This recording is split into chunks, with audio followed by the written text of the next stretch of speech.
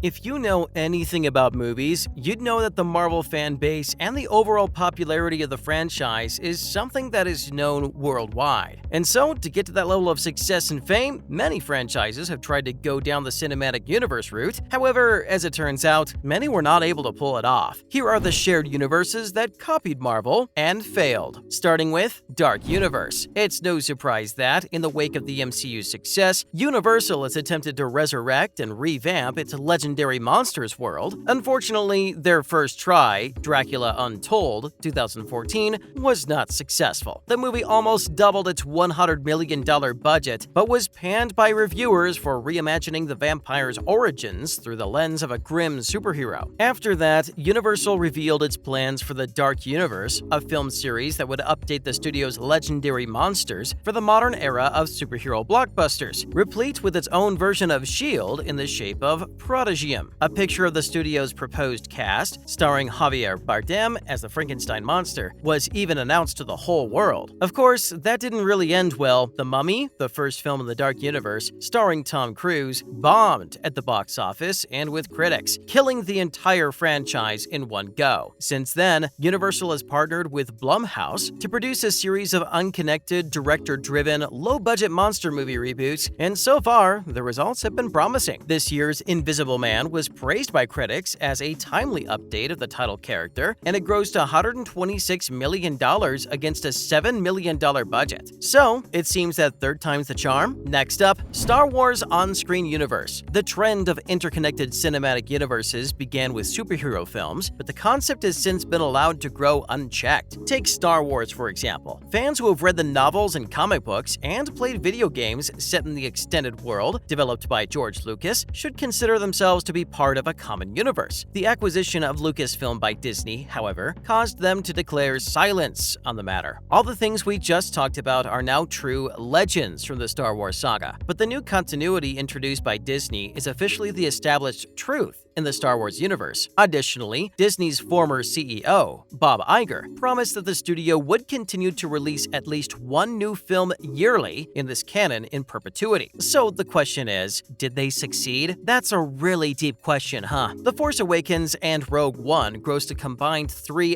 billion worldwide, proving that the first few Disney-produced Star Wars films were well received by audiences and critics alike. In addition, Rian Johnson's really difficult The Last Jedi, which was widely praised by critics, made $1.33 billion at the box office and was a critical success. The Last Jedi sharply split fan opinion and foreshadowed Disney's upcoming release of Solo, a Star Wars story, the first Star Wars film to tank at the box office. Disney Lucasfilm looked to have lost all faith in their approach after that, and the vapid and lifeless end of the series, Star Wars: The Rise of Skywalker. But Disney is yet to produce or even begin development on a new Star Wars film, despite the fact that this event occurred 3 years ago. Moving on, the Conjuring universe. Studios have sought to replicate the success of the Marvel Cinematic Universe, but they've often neglected to follow the MCU's lead by first laying a solid groundwork in the form of a good standalone film. As an example, in 2013, James Wan released The Conjuring, a supernatural horror movie based on the true stories of paranormal investigators Ed and Lorraine Warren. A sequel came out 3 years later, and it almost reached the same level of popularity thanks to its combination of classic haunted house thrills and interpersonal drama. In between, Wan and Warner Brothers created a trilogy of films based on the demonic doll from the first Conjuring, Annabelle, and the demonic run from the second Conjuring, Valak. Though the critical reception to the Conjuring sequels has been mixed, one may assume that Warner Brothers isn't too worried about it because the films have made a lot of money, which is around a total of $1.9 billion on a budget of just $139.5 million. But nevertheless, if you look at what the viewers have to say, they kind of flopped. Not to forget Fast and Furious World. In an attempt to bring the Universal monsters into the modern day as a single cinematic world, Universal's efforts ultimately failed. However, they have a family to fall back on in times of need. After 9 primary films and at least 2 more on the way, it's safe to assume that the term family accounts for the vast majority of conversation in the Fast and Furious franchise. It seemed inevitable that a spin-off would be made, given the worldwide success of the Fast and Furious series, and in 2019, we got it with the aptly named Fast and Furious Presents Universe, Hobbs and Shaw. So the question is, did you succeed? For a one-time event, it worked well. At over $750 million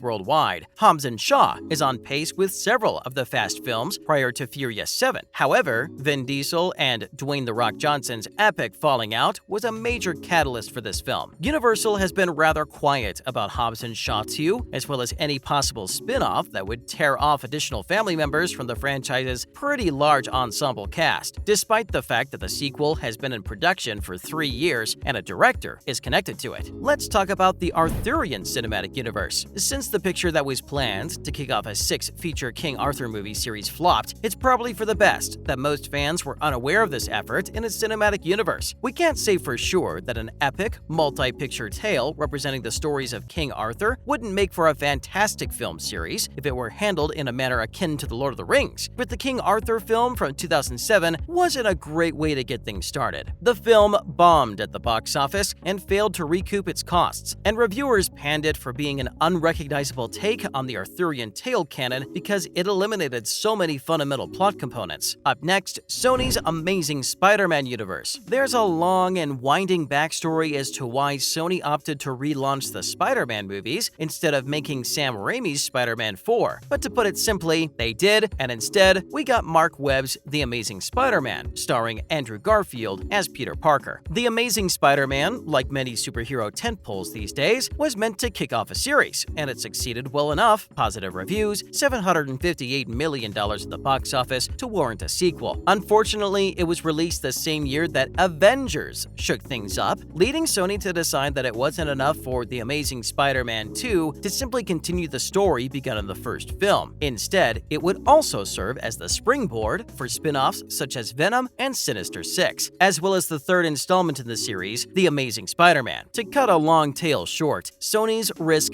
failed, and the company eventually collaborated with Marvel Studios to include Spider-Man in the Marvel Cinematic Universe, with Tom Holland taking over the role of Peter Parker. But as so often happens, the triumph followed the tragedy. Sony's Spider-Man films in the MCU have been very successful, so the company has launched the Sony Pictures universe of Marvel characters. Now, this is a franchise that includes not only the MCU Spider-Man solo adventures, but also the animated Spider-Man Into the Spider-Verse sub-franchise and live-action villain movie spin-offs like Venom. And it will apparently begin tying in directly with the MCU in the future, beginning with 2021's Morbius. When everything else fails, try again. Finally, the DC Extended Universe. DC Extended Universe is the most blatant and obvious follower of the Marvel method. When intellectual property is at stake, artistic honesty goes out the window. In a twist of fate, only 1 year after Nolan's morally ambiguous The Dark Knight Rises, WB released Superman in a similarly ambiguous tone with Man of Steel, which looked more like Nolan's realistic Batman films than the customary exaggerated flourishes associated with the film's director, Zack Snyder. Later, though, WB and Snyder tossed that strategy aside in favor of a darkened version of Marvel's shared world. Unfortunately, the general public's response to Snyder's strategy was negative, as seen by some pretty terrible reviews, lukewarm cinema score, and lackluster box office multiplier. Since then, the DCEU has been an eclectic mix of conflicting styles and ideas that have produced both critically acclaimed films like James Gunn's The Suicide Squad and commercial successes